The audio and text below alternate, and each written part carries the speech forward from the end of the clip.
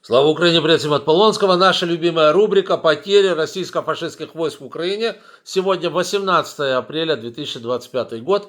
Посмотрим, что происходит. Надо сказать, что последние дни отметились как большим количеством российских самоубийственных атак камикадзе, так и, знаете, очень интересным моментом, которого раньше не было, это использование мотоциклеток в больших количествах при атаках. То есть, если раньше, вы помните, они в основном атаковали при помощи танки, БМП, вот эти все колонны, помним это все, да?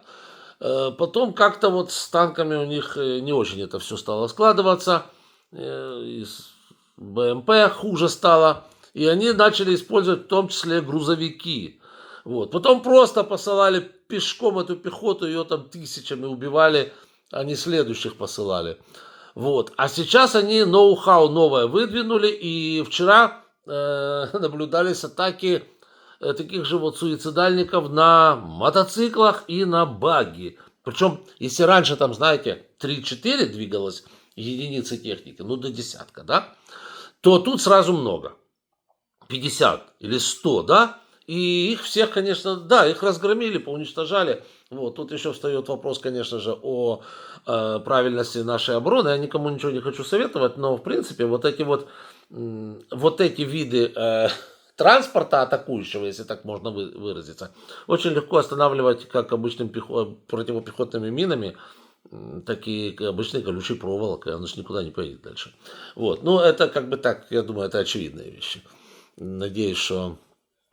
Ну, чтобы просто патроны лишние не тратить. Да, надеюсь, что это будет использовано. Короче говоря, вот пошли первые атаки вот этих вот товарищей на мотоциклах и на баги в большом количестве. Ничего не достигли, ничего. Потери увеличили. Вот за вчерашний день 1530 у контрапупленных этих чмобиков отправилось на концерт Кобзона. При общем количестве 938 970. Да, где же найти для них такой стадион, елки-палки, там Кобзон уже горло сорвал. Да, ну и по танкам тоже, ну, относительно такая средняя статистика, 8 штук, всего 10 662, зато очень много бронемашин, да, они пошли в атаку, они, вот это вот распиаренное апрельско-майское наступление, оно уже идет. Ну вот 40 бронемашин за один день потеряли на разных участках фронта. Оно кажется, что очень много, но фронт довольно растяжим, и вы же прекрасно понимаете, там по 1000 километров. И поэтому вот такая картина. Да, всего 22 257 бронемашин. Также очень хорошо наши отработали по пушкам и минометам. 88 за один день. Тут дроны работают в основном, ну и наша арта тоже. Выбивают их, что аж гай шумит. Всего 26 530 штук.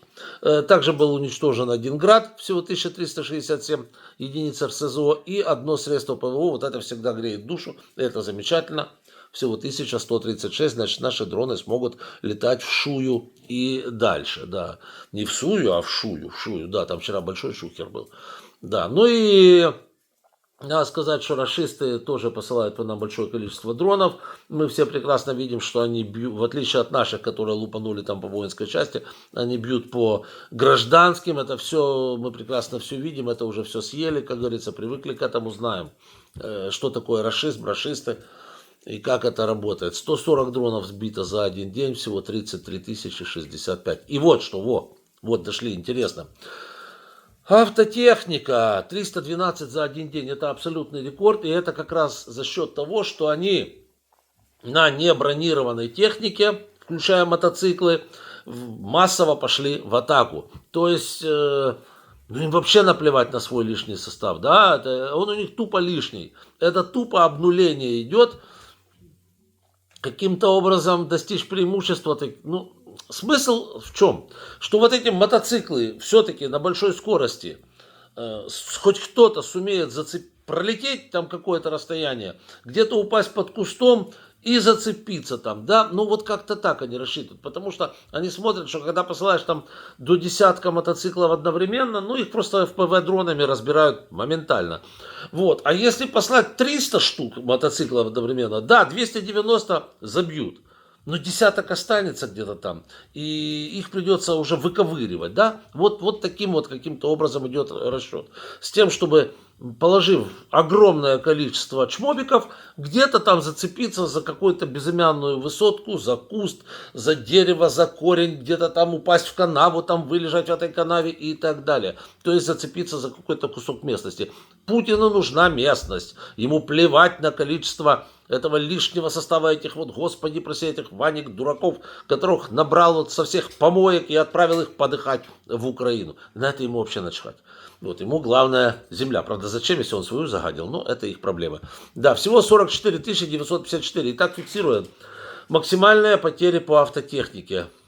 И максимальные, ребята, потери по спецтехнике. 51 штука. Я бы хотел знать, что это за 51 штука спецтехники. Я вам не скажу, что это. Мы будем с этим разбираться, что это за 51 штука или что туда нагородили в эту 51 штуку. Пока не буду говорить, всего 3858. Но, исходя из того, что резкий скачок автотехники, на которой они ходят в атаку и которая была уничтожена, то, возможно, имеется в виду что-то из этого. То есть, возможно, это опять-таки какие-то виды автотехники, в